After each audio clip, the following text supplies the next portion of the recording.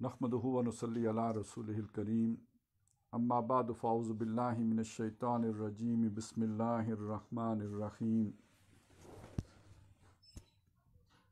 वलक़द ख़लक़नाकुम सुम्मा सव्वरनाकुम सुम्मा क़ुलना लिल मलाइकति इसजुदू लि आदम फ़सजदू इल्ला इब्लीस लम यकुम मिनस साजिदीन क़ाल मा मनाका अल्ला तस्जुद इज़ अमरतुक क़ाल अना खैरुम मिन्हु ख़लक़तनी मिन नार व ख़लक़तहु मिन तीन क़ाल फ़हबित मिन्हा फ़मा यकूनु लका अन ततकब्बरा फ़ीहा फ़ख़्रुज इन्नका मिनस सागिरीन।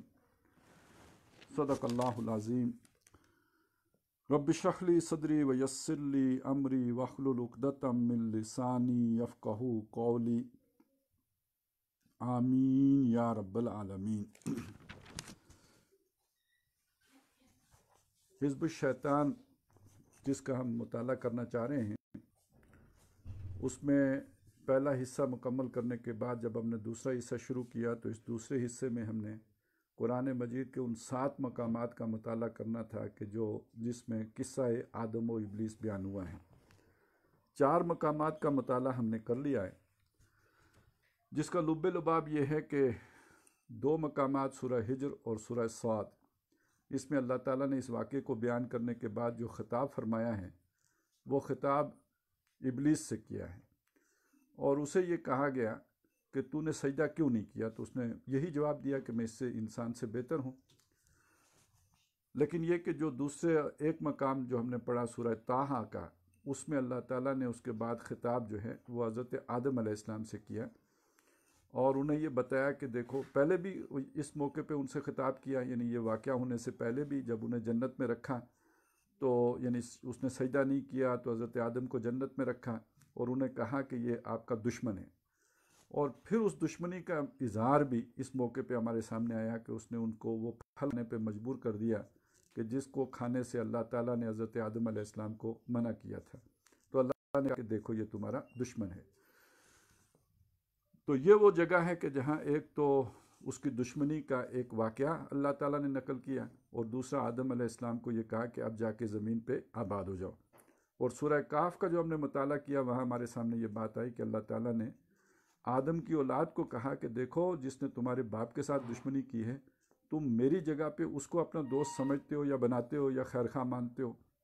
ये दर हकीकत इस चीज़ की तरफ इशारा है कि इंसान के अंदर बाप की कोई गैरत होनी चाहिए, बाप के हवाले से उसकी कुछ ना कुछ जो है हया उसके अंदर होनी चाहिए। तो जिसने तुम्हारे बाप के साथ दुश्मनी की है तो उसके साथ दोस्ती करना तो ये तो बहुत ही यानी डटाई की बात है और बेशर्मी की बात है और बेहयाई की बात है और किसी न किसी दर्जे में बेगैरती की बात भी है। मैंने अपनी समझ के मुताबिक चाहा है कि इन मकामात का मुताला हम तरतीब नुज़ूली के एतबार से करें। तो जो भी मेरा ख़्याल है उसके मुताबिक सूरह हिज्र में ये वाक़या पहली दफ़ा आया है और उससे चूँकि मिलता जुलता सूरह साद में भी है तो इसलिए उसके साथ जोड़कर उसका मुताला कर लिया। सूरह ताहा में उसका ज़रा अगला हिस्सा पेश हुआ है और उसमें ज़रा वक़्त भी आई है और उसका ज़माना नुज़ूल भी सूरह बनी इसराइल और सूरह काफ के नज़दीक का है, तो इसलिए फिर तीसरा मकाम हमने उसका मुताला कर लिया। चौथा मकाम हमने सूरह काफ का मुताला किया। तो उस तरतीब के एतबार से ज़हन ये बनता है कि सूरह आराफ में सूरह बनी इसराइल से पहले ये किस्सा मरकूम हुआ होगा और सूरह बनी इसराइल चूँकि मक्की दौर की सबसे आखिरी सूरत है तो यकीनन वो छठा मौका होगा कि जब अल्लाह तबारक व तआला ने इस किस्से को सूरह बनी इसराइल में बयान किया होगा। तो इसमें तो खैर कोई शक ही नहीं कि 7वां मौका वही है कि जो सूरह बकरा में आया है। दूसरी बात ये ज़हन में रखिए कि सूरह आराफ में सबसे ज़्यादा तफसील आई है। इस किस्से के सबसे ज़्यादा अज्जा जो बयान किए गए हैं वो सूरह आराफ में और बड़ी तफसील के साथ और बहुत खोल कर बयान किया गया है। इसमें चंद नकात और भी हैं जो सामने आएंगे इंशाअल्लाह ताला हमारे। तो इसका हम मुताला करने से पहले एक बात और भी मैं आपके सामने अर्ज़ करना चाहता हूँ, वो ये कि मैं सिर्फ जहन में ताज़ा कराना चाहता हूँ कि ये मुताला हम क्यों कर रहे हैं, क्योंकि थोड़ा इसमें तफसील भी आ रही है और किसी न किसी दर्जे में जो एक ख़ास किस्म की ऑडियंस है उनको एक اس میں خشکی بھی محسوس ہوتی ہوگی، کیونکہ اس طرح کے کم از کم میرے ساتھ جو لوگ رابطے میں رہتے ہیں وہ اس طرح کے مطالعے کے شاید عادی نہیں ہوں گے، خاص طور پر مجھ سے. تو یہ میں وضاحت کرنا چاہتا ہوں کہ اس کا اصل پیش نظر کیا ہے کہ یہ جو جس دور میں ہم جی رہے ہیں یہ فتنوں کا دور ہے، اور یہ فتنے اپنے کمال کو پہنچے ہوئے ہیں.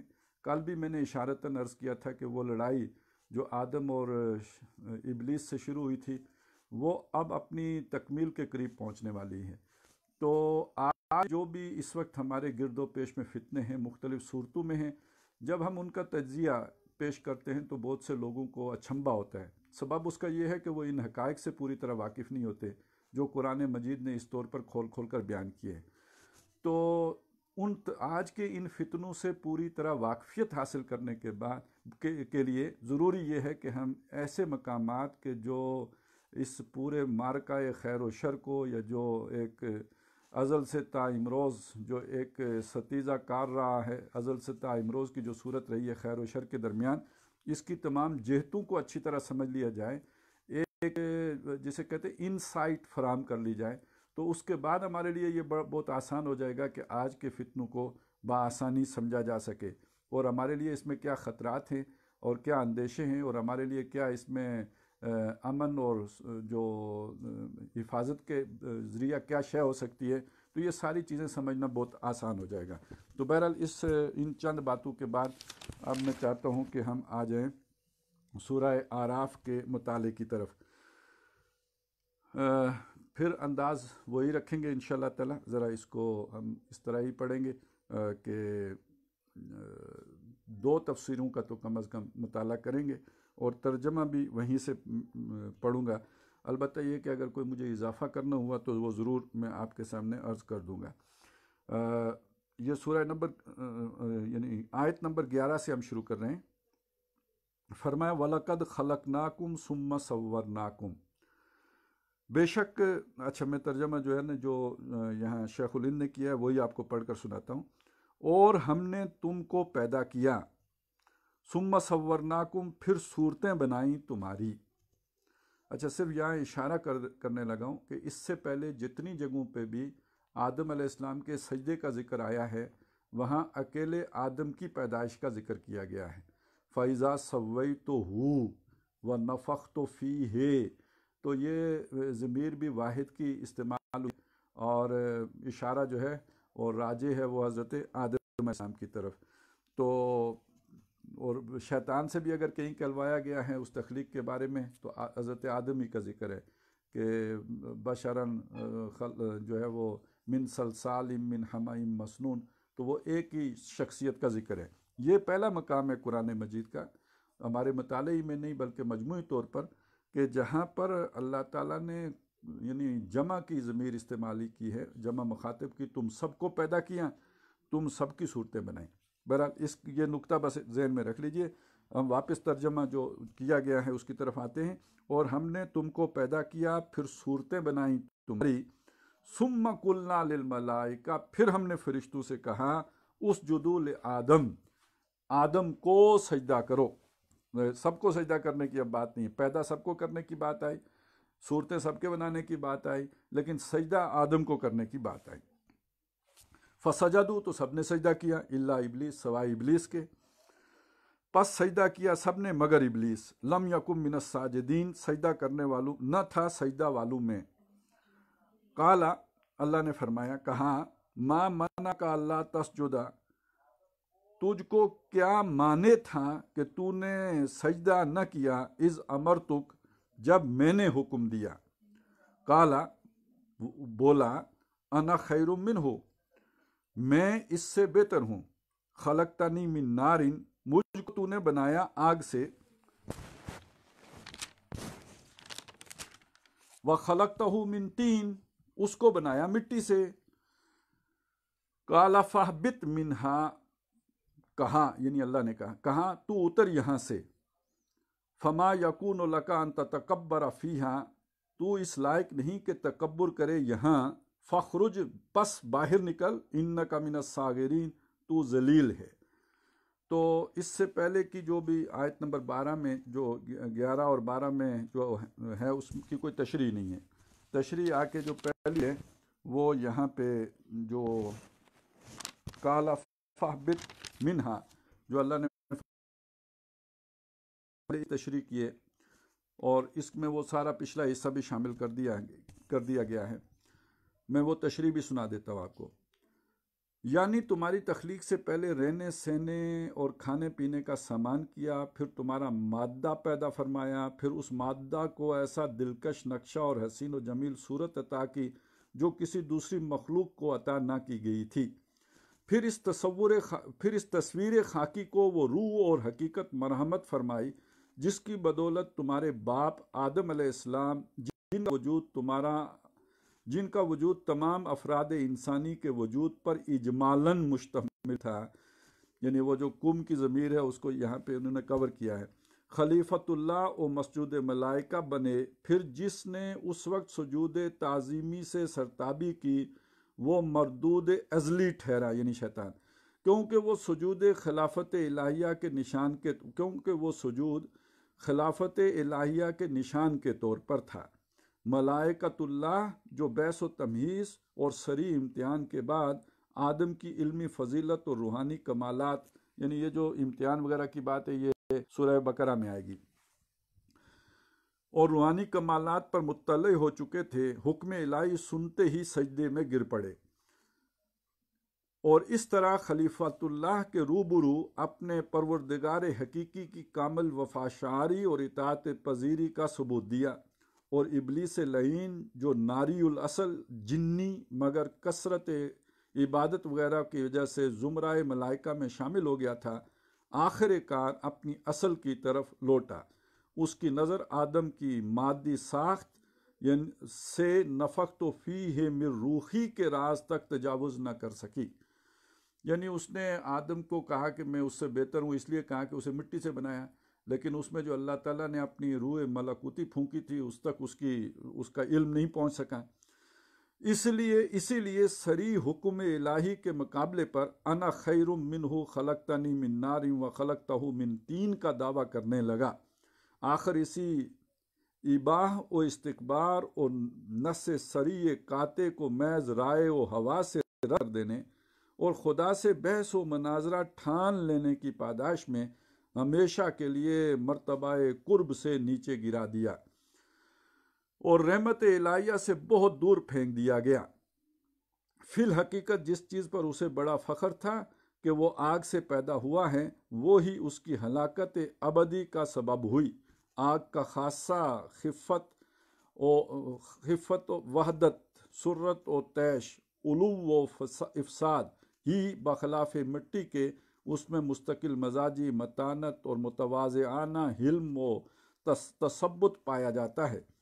ابلیس جو ناری الاصل تھا، سجدہ کا حکم سن کر آگ بگولا ہو گیا اور رائے قائم کرنے میں تیزی اور جلد بازی دکھلائی. آخر تکبر و تعلی کی راہ سے آتش حسد میں گر کر دوزخ کی آگ میں جا پڑا. برخلاف اس کے آدم علیہ السلام سے جب غلطی ہوئی تو عنصر خاکی نے خدا کے آگے فروتنی، خاکساری اور انقیاد و استقامت کی راہ دکھائی. چنانچہ ان کی استقامت و انابت نے ثم اجتباہ ربہ فتاب علیہ وہدی، یہ سورہ طٰہٰ میں ہم نے پڑھ لیا، کا نتیجہ پیدا کیا. اسی لیے کہا جا سکتا ہے کہ ابلیس لعین نے مادی و عنصری لحاظ سے بھی اپنی تفضیل کے دعوے میں ٹھوکر کھائی. چنانچہ حافظ شمس الدین ابن القیم نے بدائع الفوائد میں 15 وجوہ سے مٹی کا آگ سے افضل ہونا ثابت کیا ہے. من شاء فلیراجع، تو یراجعہ، جو چاہے تو اس کی طرف مراجعت کر سکتا ہے، یعنی جا کے وہاں پڑھ سکتا ہے. تو انک من الصاغرین کی تشریح میں لکھتے ہیں یعنی جنت میں یا آسمانوں پر خدا کی وہ مخلوق رہ سکتی ہے جو خدا کی پوری مطیع و فرما بردار ہو. نافرمان متکبروں کے لیے وہاں گنجائش نہیں. بہرحال ابلیس لعین عزت کے اس مقام سے جس پر کثرت عبادت وغیرہ کی وجہ سے اب تک فائز تھا، بڑا بولنے کی بدولت نیچے دھکیل دیا گیا. تنبیہ: ابلیس کے مدت دراز تک زمرہ ملائکہ میں شامل رکھنے سے متنبع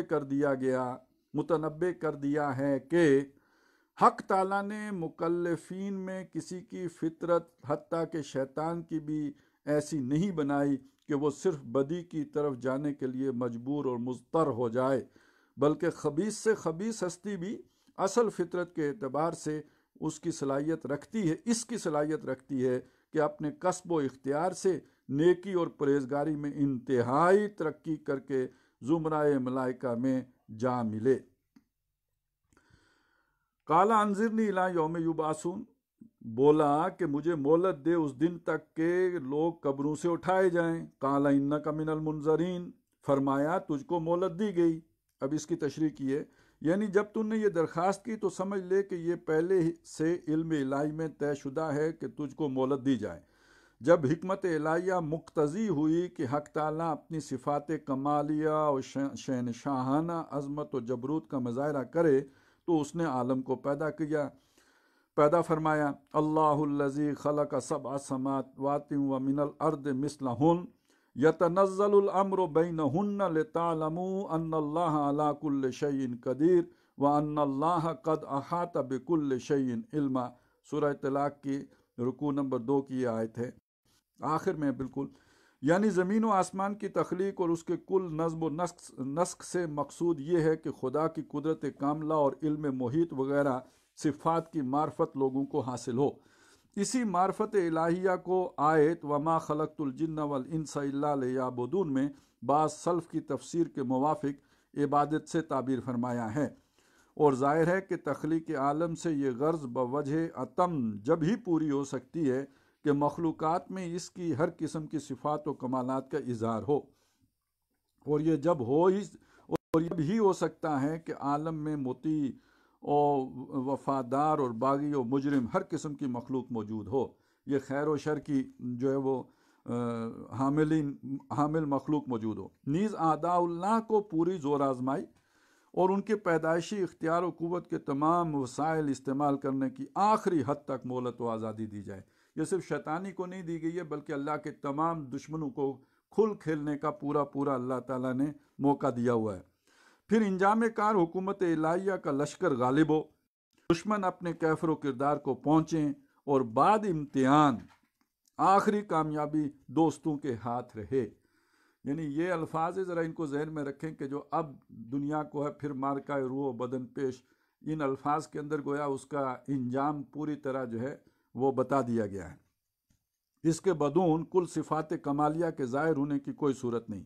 پس خیر و شر اور منبع خیر و شر کا پیدا کرنا اسی حکمت سے ہے کہ جو غرض تخلیق عالم کی ہے، یعنی صفات کمالیہ کا مظاہرہ، وہ بغیر اس کے پوری نہ ہو سکتی تھی۔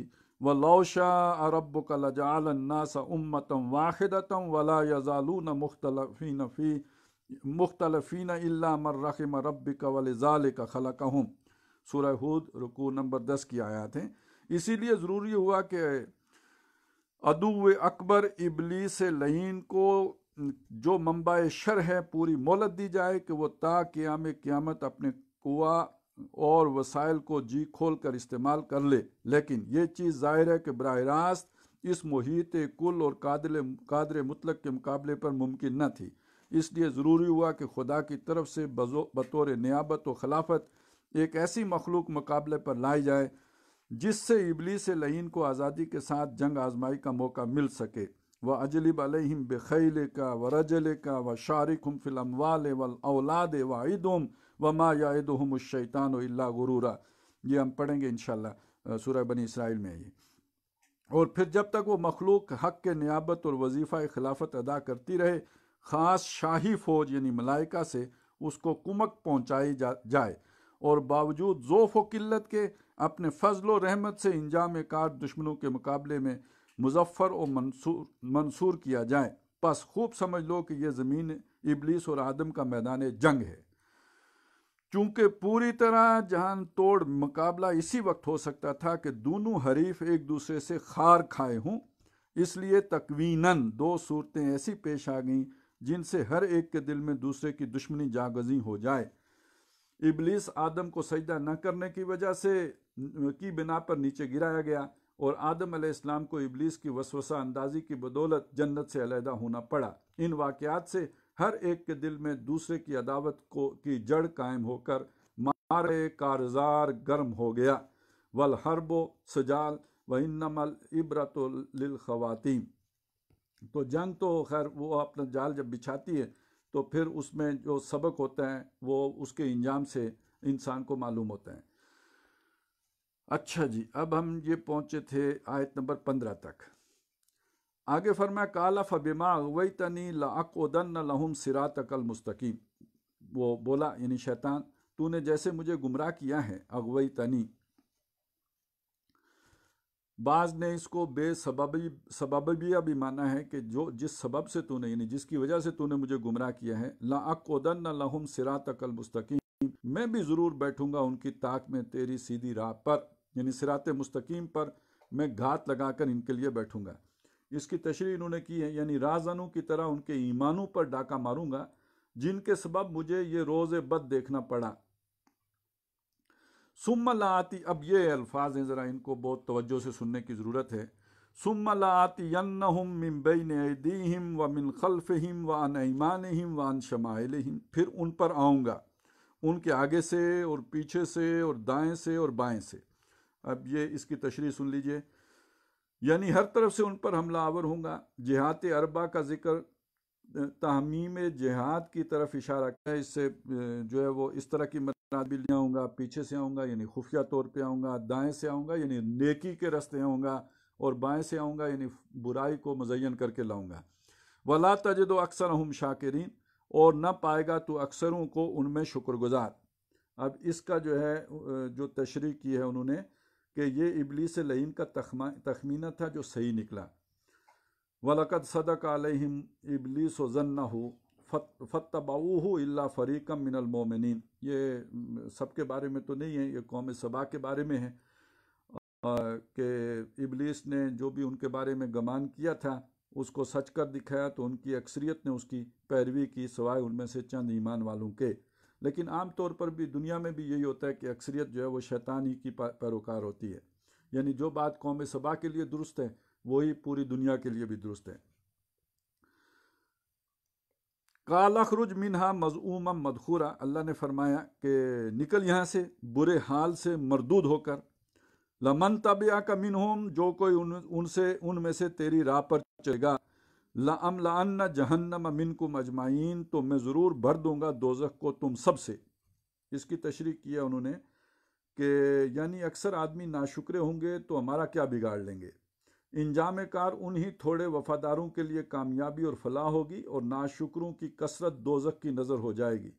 گویا اس طرح واضح کر دیا جائے گا کہ جنود الشیطان کی اس قدر کثرت بھی خلیفۃ اللہ کے قلیل التعداد لشکر کو مغلوب و مقہور نہیں کر سکی۔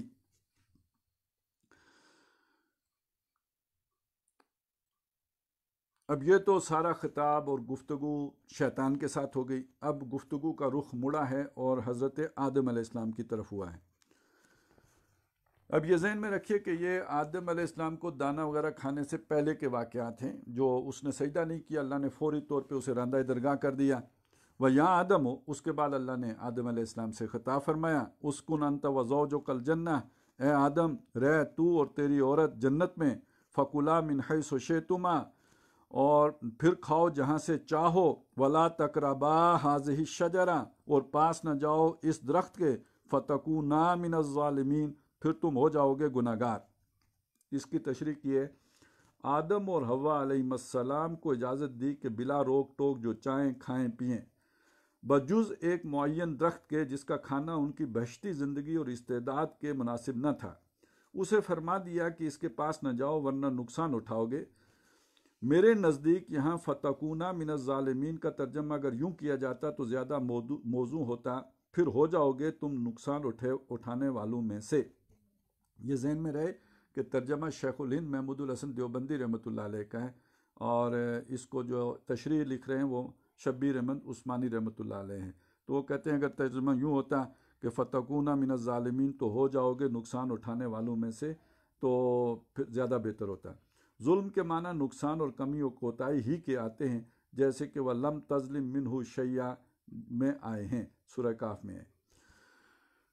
اچھا جی، اس کے بعد فوسوس لہما الشیطان، تو پھر بہکایا ان کو شیطان نے یعنی دونوں کو، لیبدی لہما ما ووری عنہما من سوآتہما، تاکہ کھول دے ان پر وہ چیز کہ ان کی نظر سے پوشیدہ تھی ان کی شرمگاہوں سے.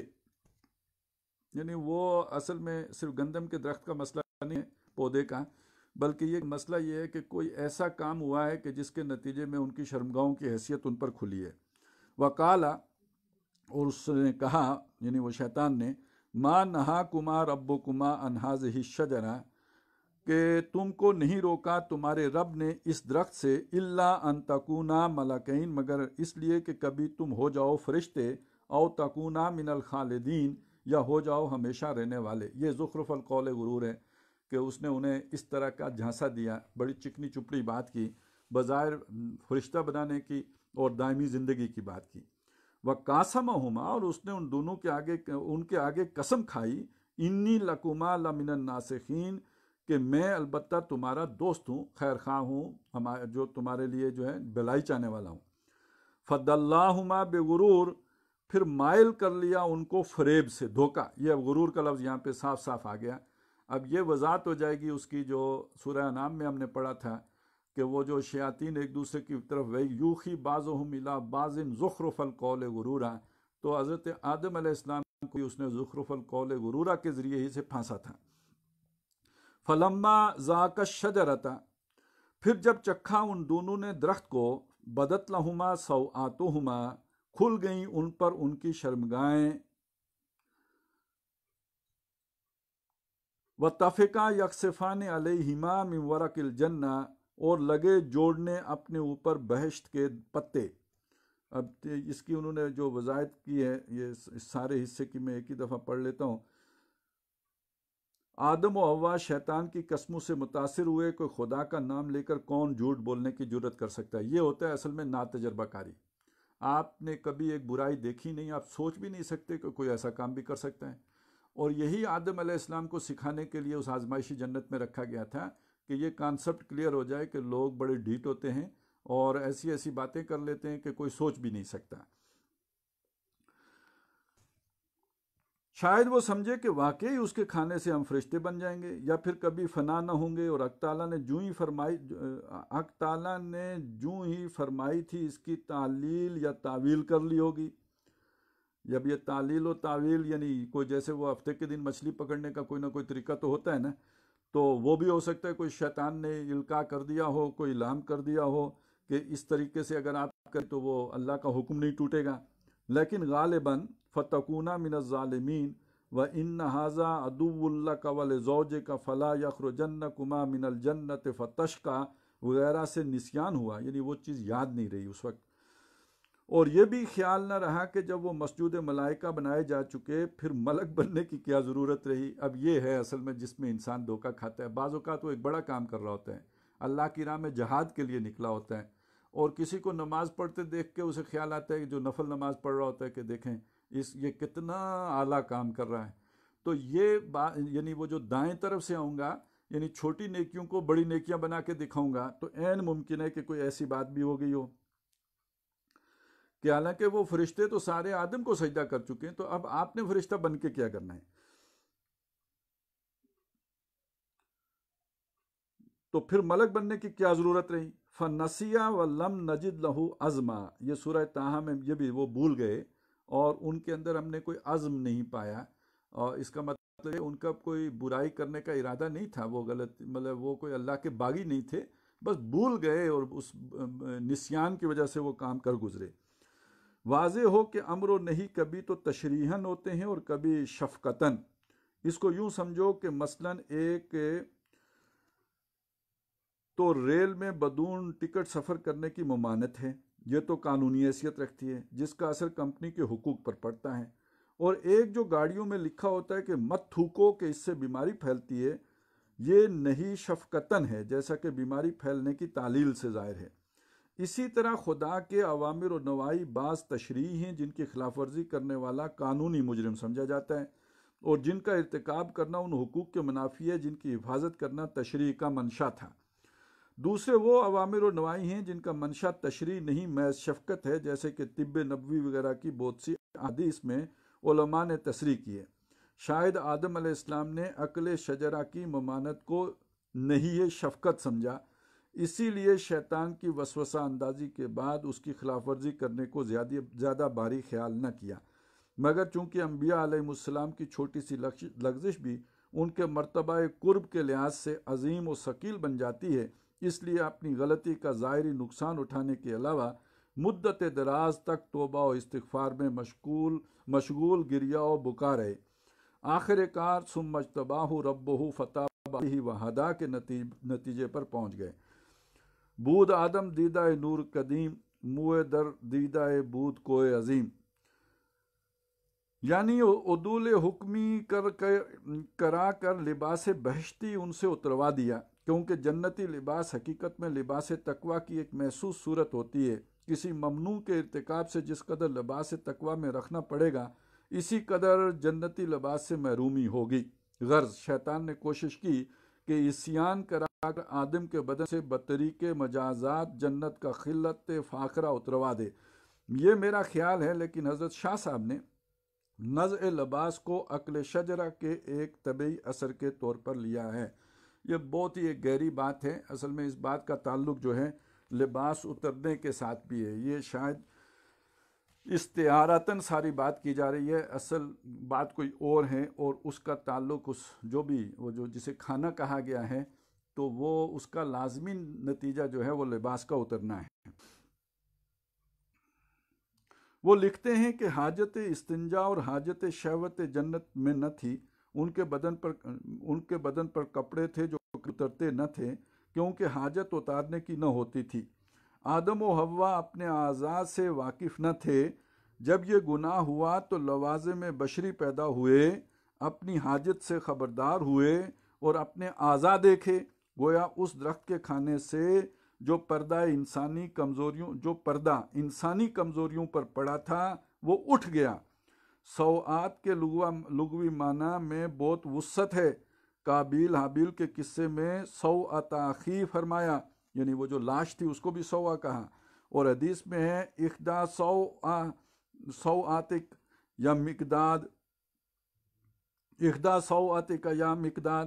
اب تک سادگی اور معصومیت تھی، اور ابلیس کی نظر میں صرف اس کی خلقی کمزوریاں تھیں، لیکن عقل شجرہ کے بعد آدم کی اپنی کمزوریاں پیش نظر ہو گئیں، اور جب اس غلطی کے بعد انہوں نے توبہ و انابت اختیار کی تو ابلیس لعین کو ان کے اعلیٰ کمال اور انتہائی نجابت و شرافت کا مشاہدہ ہو گیا۔ اس نے سمجھ لیا کہ یہ مخلوق لغزش کھا کر بھی میری مار کھانے والی نہیں، ان عبادی لیس لک علیہم سلطان۔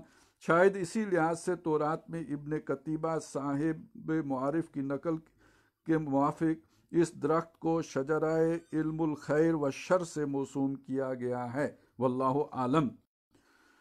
یعنی برا نہ ہو کر شرمائے اور پتوں سے بدن ڈھانپنے لگے۔ اس سے معلوم ہوتا ہے کہ اگرچہ آدمی پیدائش کے وقت ننگا ہوتا ہے، مگر فطری حیا مانے ہے کہ ننگا رہے۔ وَنَادَاهُمَا رَبُّهُمَا، اور پکارا ان کو ان کے رب نے، أَلَمْ أَنْهَكُمَا أَنْ تِلْكُمَا الشَّجَرَةَ، کیا میں نے منع نہ کیا تھا تم کو اس درخت سے، وَأَقُلْ لَكُمَا، اور کہہ نہ دیا تھا تم کو، إِنَّ الشَّيْطَانَ لَكُمَا عَدُوٌّ مُّبِينٌ، کہ شیطان تمہارا کھلا دشمن ہے۔ قَالَا رَبَّنَا ظَلَمْنَا أَنفُسَنَا، بولے وہ دونوں، اے رب ہمارے، ظلم کیا ہم نے اپنی جان پر، وَإِن لَّمْ تَغْفِرْ لَنَا وَتَرْحَمْنَا، اور اگر تو ہم کو نہ بخشے اور ہم پر رحم نہ کرے، لَنَكُونَنَّ مِنَ الْخَاسِرِينَ، تو ہم ضرور ہو جائیں گے تباہ۔ قَالَ اهْبِطُوا بَعْضُكُمْ لِبَعْضٍ عَدُوٌّ، فرمایا تم اترو، تم ایک دوسرے کے دشمن ہوگے۔ اس کی تشریح کی ہے۔ مفسرین کے نزدیک یہ خطاب آدم و حوا اور ابلیس لعین سب کو ہے، کیونکہ اصل عداوت آدم اور ابلیس کی ہے، اور اس عداوت کا دنگل ہماری زمین بنائی گئی، جس کی خلافت آدم کو سپرد ہوئی تھی۔ وَلَكُمْ فِي الْأَرْضِ مُسْتَقَرٌّ وَمَتَاعٌ إِلَىٰ حِينٍ، اور تمہارے واسطے زمین میں ٹھکانہ اور نفع اٹھانا ہے ایک وقت تک۔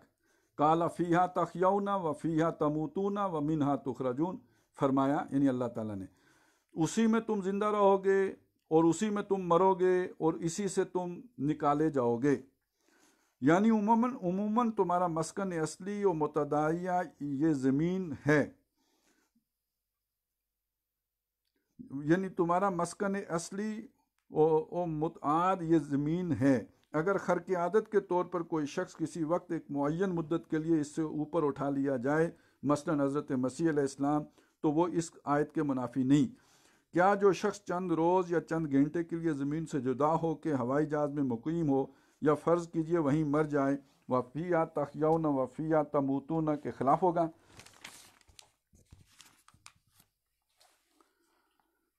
کیونکہ وہ اس وقت زمین پر نہیں ہے. دوسری جگہ ارشاد ہے منہا خلقناکم وفیہا نعیدکم ومنہا نخرجکم. جو اموات زمین میں مدفون نہ ہوں ان کو فیہا نعیدکم میں کیسے داخل کیا جائے گا؟ معلوم ہوا کہ اس قسم کے قضاء یا کلیہ کے رنگ میں استعمال نہیں ہوئے. تو بہرحال یہ ایک ضمنی اشکال پیدا ہوتا تھا، اس کی وضاحت بھی انہوں نے کر دی. اور وہ اشکال کو اسی کھاتے میں جو ہے رکھ لیجئے، وہ متشابہات کے ساتھ جو لوگ کرتے ہیں، اور وَأَلْقَى الشَّيْطَانُ فِي أُمْنِيَّتِهِ والی مثال میں اس کو ہم دیکھ سکتے ہیں. یا بنی آدم، اب یہ سارا واقعہ بیان کرنے کے بعد آدم کے بیٹوں کو خطاب ہے یہاں.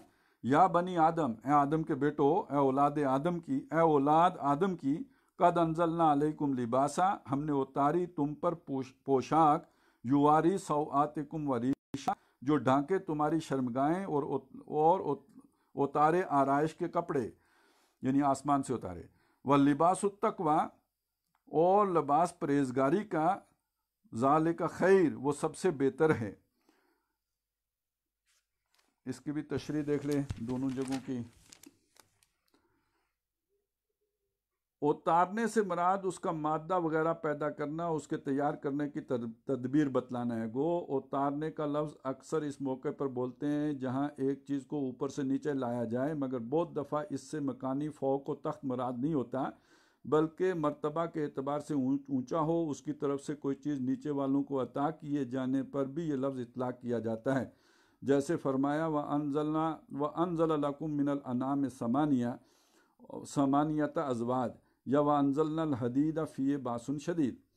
یعنی اس ظاہری لباس کے علاوہ جس سے صرف بدن کا تستر یا تزین ہوتا ہے، ایک معنوی پوشاک بھی ہے جس سے انسان کی باطنی کمزوریاں جن کے ظاہر کرنے کی اس میں استعداد پائی جاتی تھی، پردہ خفا میں رہتی ہیں، منصہ ظہور و فعلیت پر نہیں آنے پاتی. اور یہی معنوی پوشاک جسے قرآن نے لباس التقوی فرمایا، باطن کی زینت و آرائش کا ذریعہ بنتی ہے. بلکہ اگر غور کیا جائے تو ظاہری بدنی لباس بھی اسی باطنی لباس کو زیب تن کرنے کے لیے شرعاً مطلوب ہوا ہے. حضرت شاہ صاحب یعنی شاہ عبد القادر صاحب تحریر فرماتے ہیں کہ دشمن نے جنت کے کپڑے تم سے اتروائے، پھر ہم نے تم کو دنیا میں تدبیر لباس کی سکھا دی. اب وہ ہی لباس پہنو جس میں پرہیزگاری ہو، یعنی مرد لباس ریشمی نہ پہنے اور دامن دراز نہ رکھے، اور جو منع ہوا ہے سو نہ کرے، اور عورت بہت باریک نہ پہنے کہ لوگوں کو بدن نظر آوے، اور اپنی زینت نہ دکھاوے.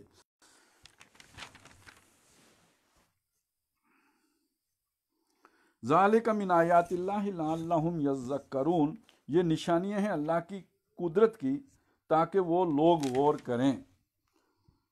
یعنی ان نشانات میں غور کر کے حق تعالیٰ کے قادرانہ انعام و اکرام کے معترف اور شکر گزار ہوں. یا بنی آدم، اے آدم کی اولاد، لا یفتننکم الشیطان، نہ بہکائے تم کو شیطان، کما اخرج ابویکم من الجنہ، جیسے کہ اس نے نکال دیا تمہارے ماں باپ کو بہشت سے. ینزع عنہما لباسہما، اتروائے ان سے ان کے کپڑے، لیریہما سوآتہما، تاکہ دکھلائے ان کو شرمگاہیں ان کی. انہ یراکم ہوا وقبیلہ، وہ دیکھتا ہے تم کو اور اس کی قوم، من حیث لا ترونہم، جہاں سے تم ان کو نہیں دیکھتے.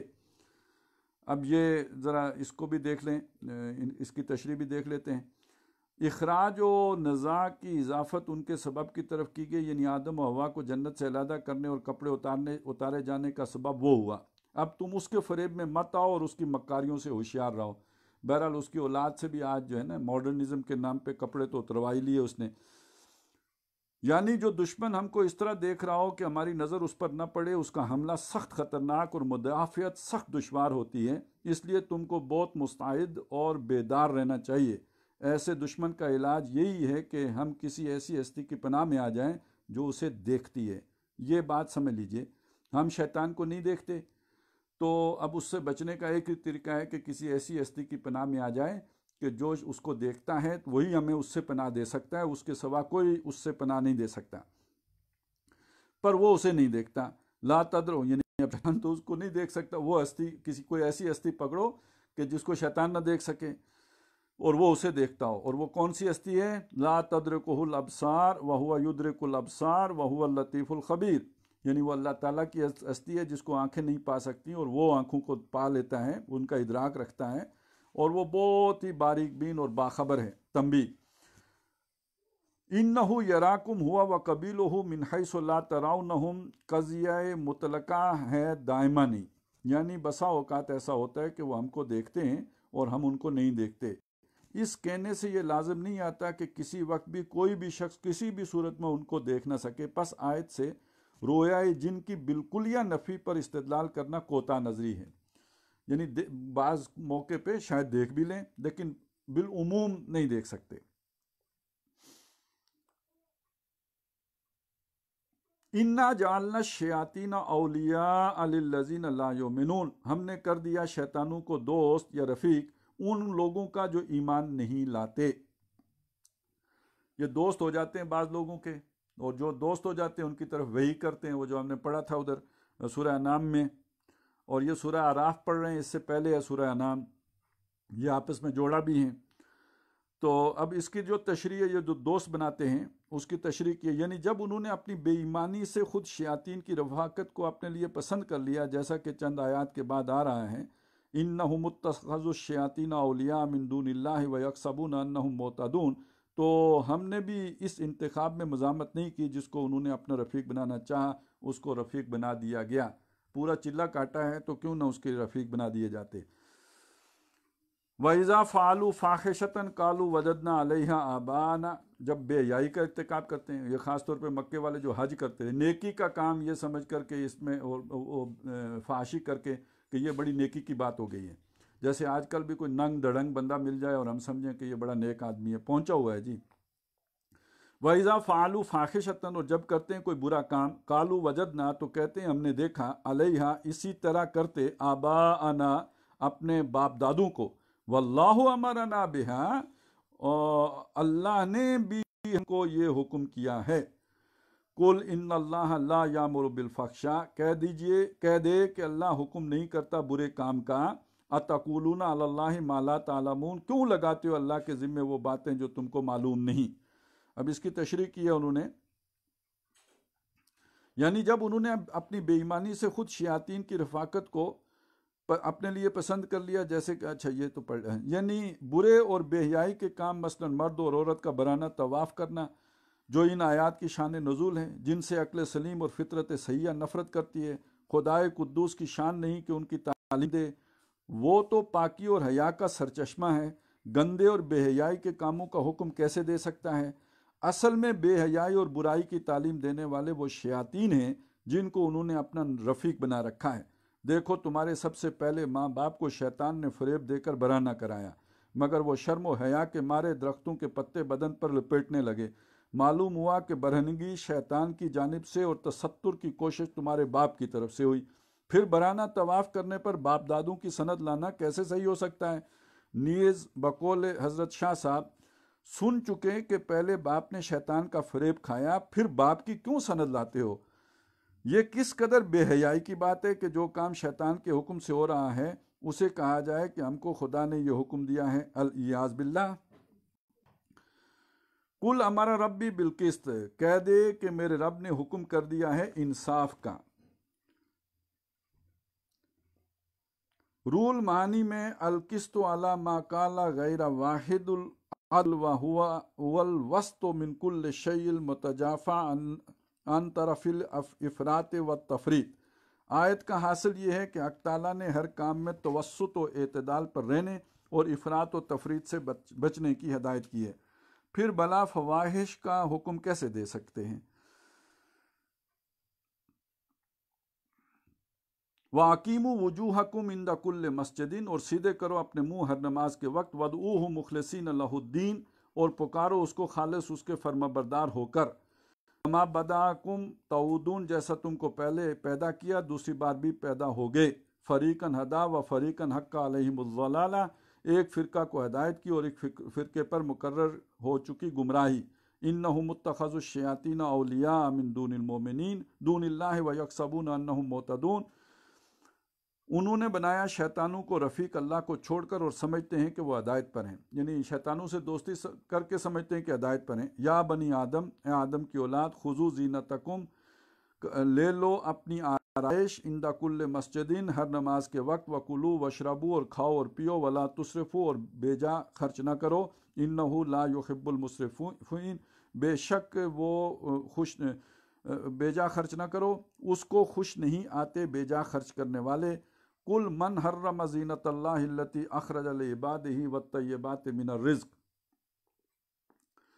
بہرحال یہ اب مضمون آگے چل پڑا، یا ہم نے جہاں تک پڑھنا تھا وہاں تک اس کا مطالعہ کر لیا۔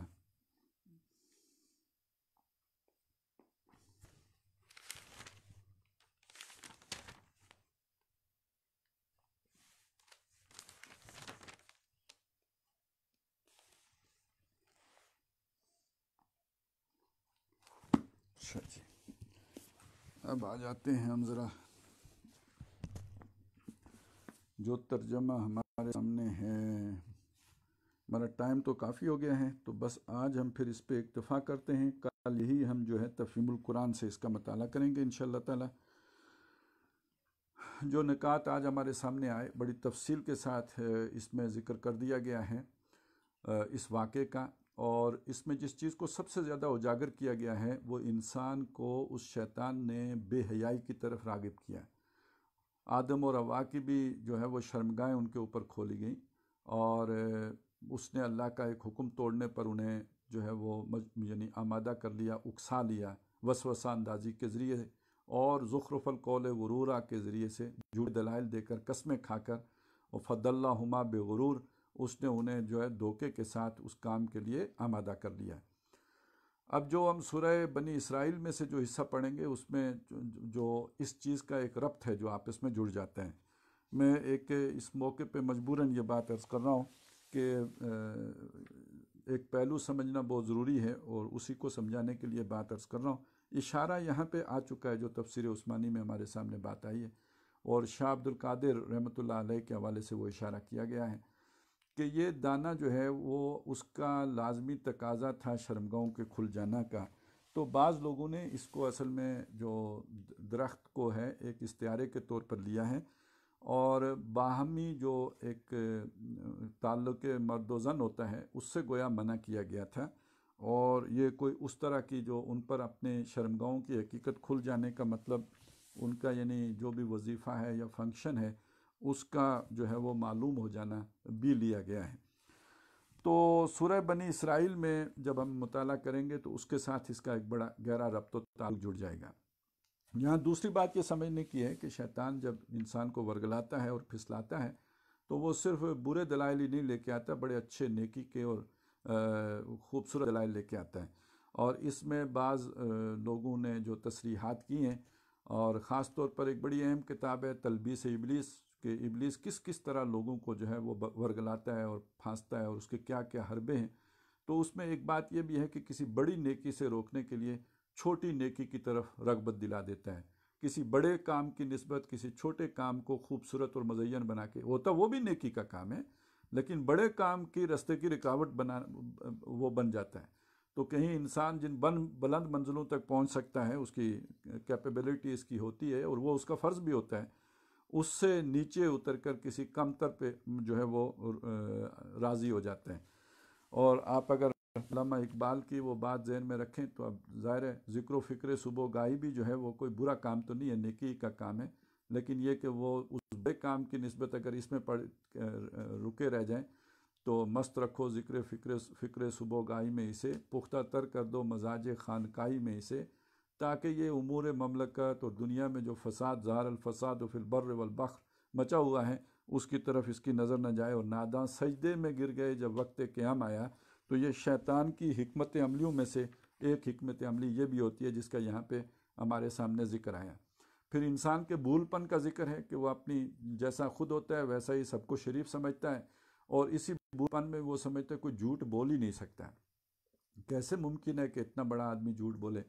اور پھر یہ کہ اللہ پر رکھ کر جھوٹ بولے، اسے آخرت کا کوئی خوف نہیں ہوگا۔ تو بہرحال یہ جھوٹ بولنے والے بھی باکمال ہوتے ہیں۔ حضرت یعقوب علیہ السلام کے بیٹے ان کے پاس آئے تھے، جھوٹ بولا تھا، نبی کے بیٹے ہیں، نہ صرف جھوٹ بولا تھا، روتے ہوئے بولا تھا۔ اب ان کی گرتے گرم گرم آنسو موٹے موٹے جو ہیں وہ جو مگر مچھ کے آنسو دیکھ کر کون سمجھے گا کہ یہ جھوٹ بول رہے ہیں، لیکن یہ کہ لوگ رو رو کے بھی جھوٹ لیتے ہیں۔ تو یہ انسان اپنی اسی سادگی میں اور جو بھی اللہ تعالیٰ نے اس کی سرشت بنائی ہے اس کی وجہ سے جو ہے وہ دوسروں کو بھی اپنی طرح کا شریف سمجھ کے یہ سمجھ بیٹھتا ہے کہ مجھے یہ دھوکہ نہیں دے گا، اتنی قسمیں کھا رہا ہے تو کیسے یہ دھوکہ دے گا، یہ تو بڑا شریف آدمی معلوم ہوتا ہے، بہت ہی بامروت انسان ہے، تو یہ دھوکہ دینے والا نہیں ہو سکتا۔